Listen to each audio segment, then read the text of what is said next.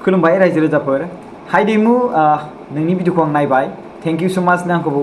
जिखिनि नामानो दोना मानो जिखिनि बुङानो मानो गोजोननाय थाबाय आंनिफ्राय आं जिखिनि आंनिफ्राय हायो आं बेखौ मावनो नाजागासिनो दङ आरो मावलांबाय थागोन आरो लोगोसे मोनसे बाथ्रायाव बुंगोन आङो बेखौबो मोनसे गभर्नमेन्टआ मोनसे मोजां खामानि मावदों बेबो नंगौ मानो नङा होमबा जास्टिस खालामनायनि मोनसे फिसा रिजाल्ट बेबो जोंनि आं बेखौ बुङाखै बे थोजासे जोंनि थाखाय जे साख्रि मोननाया जे देरसिन जोंनि थाखाय जे सासे मानसिनि जिउ गोमादों सानै मानसिनि जिउ गोमादों बेयाव साख्रि होबानोखि जों फुस्लायजागोन बे बाथ्राखौ आं बुङाखै माब्लाबाबो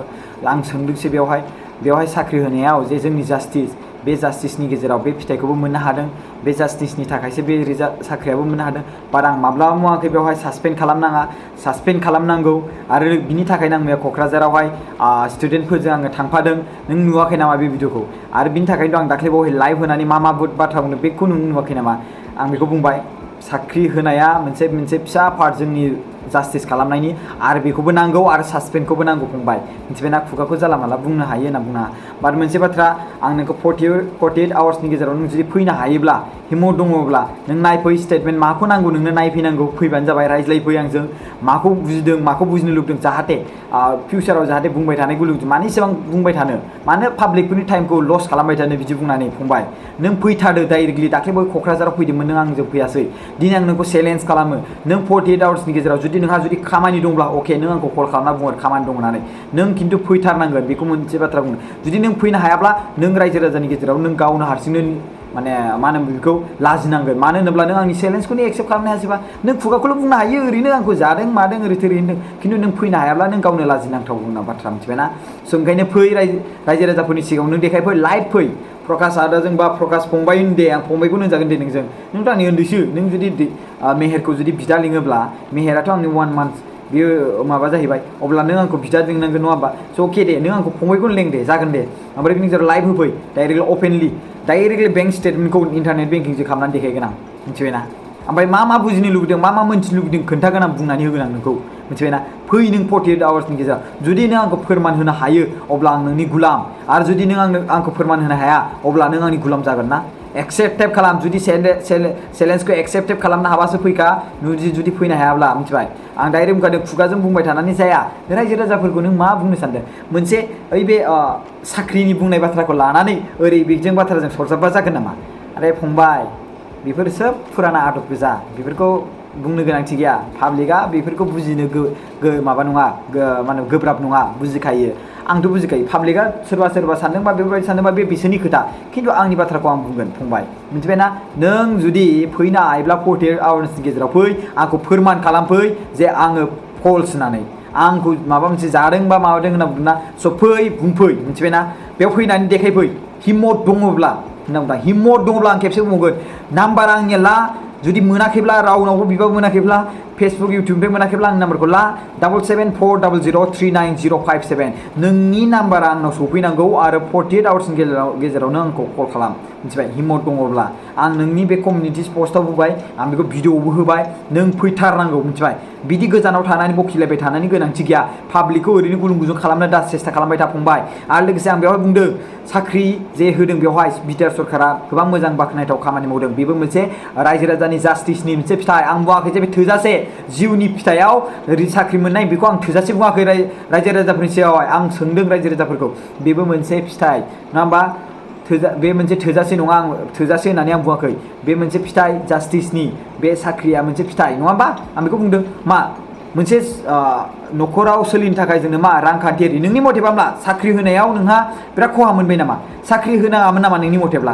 साख्रि होनाङामोन नामा जों मा बुंदों साख्रिबो होबाय जोंनो सासपेन्डबो नांगौ जों मा बुंखो नंगौ ना बुंदो ना जुदि बे दायनिगिरिब्ला बेखौ सासपेन्ड खालामखानांगौ नङाबा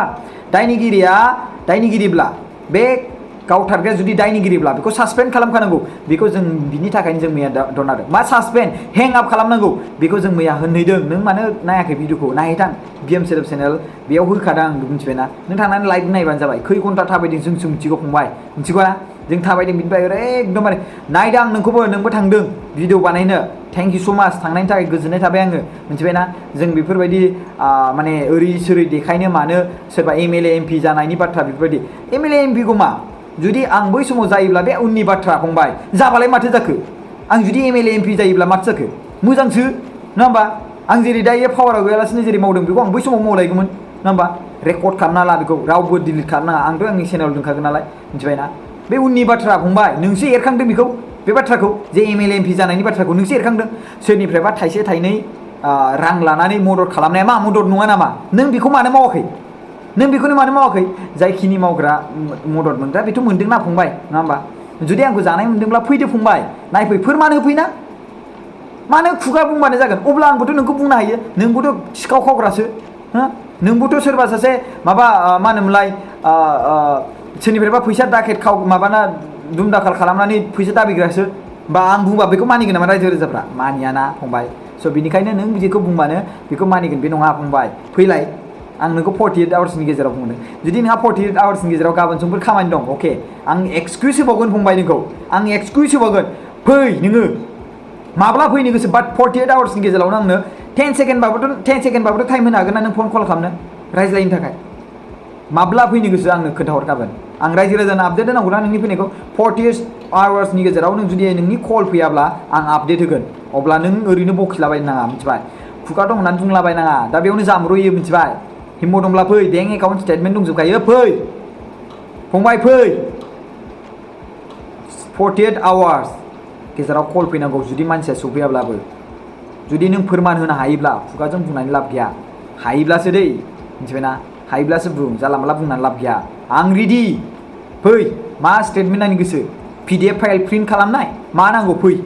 नों फैथारनांगोन खिन्थु मिथिबायना नों फैथारनांगोन आंनि खाथिजों नुजाथि फैथारनांगोन नोङो मिथिबायना जुदि बेखौ नायनो लुबैदोंब्ला मिथिबायना फै आरो जुदि फैनो हायाब्लाथ' बे नोंनि खोथासै मिथिबायना आंथ' नोंखौ खुला होबाय नों आंखौ बुंदों दायनिगिरि खालामदों आं नोंनो खुला होबाय दा आं नोंनो खुला होसेयावबो नों फैनो हायाखैब्ला आंबो गुबुनखौ दायनिगिरि बुंनानै मा लाब जाबाय थानो फंबाय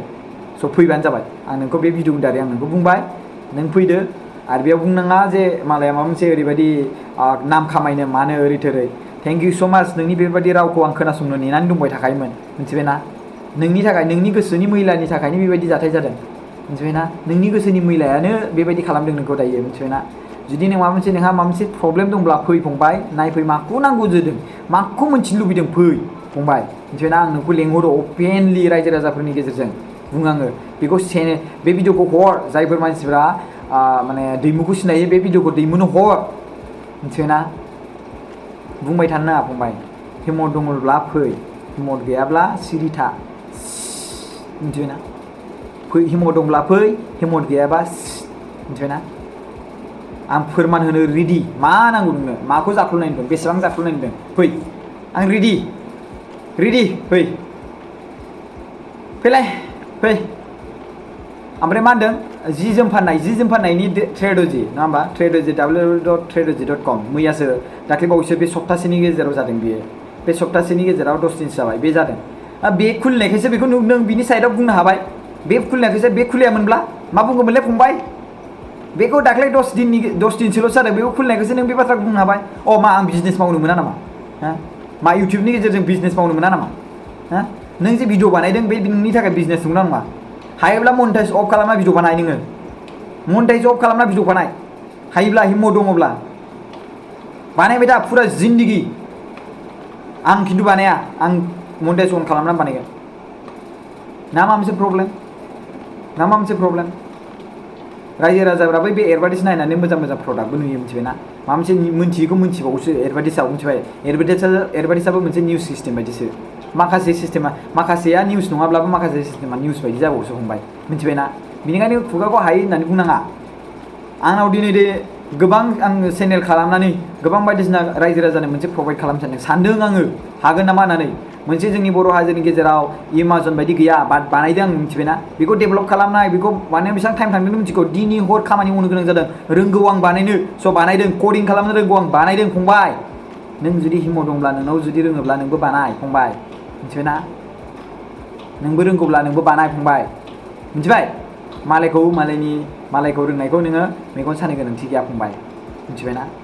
बानायदों बेवहाय आरो माखासे जायफोर फानग्रा बिथांमोना मालाय गावसिनि दामखौ होनानै बुंदों जों होनानै होदों जों लायनानै होफैनानै होदों मिथिबाय गावबागाव गासिबो जिनि क्वालिटिया गावबागाव प्राइस बेलेग थायो फंबाय मिथिबायना गासिबो नोंनि आखाइनि आसिया समान नङा अब्ला नोंनि बेबायदि फिंगार आंनो बेखौबो बेबायदि नांगौ होनना बुंबा नों हागोन होनो बे आसिजों समान नायबाय बे आसिखौ आंनो बेबायदि आसिखौनो नांगौ होननानै आं जुदि बुङोब्ला नों होनो हागोन बेखौबो आंजों बे समानै नांगौ होनो हागोन नोङो आंनि आखाइनि बेयाव आसिनि जिखिनि आकार दङ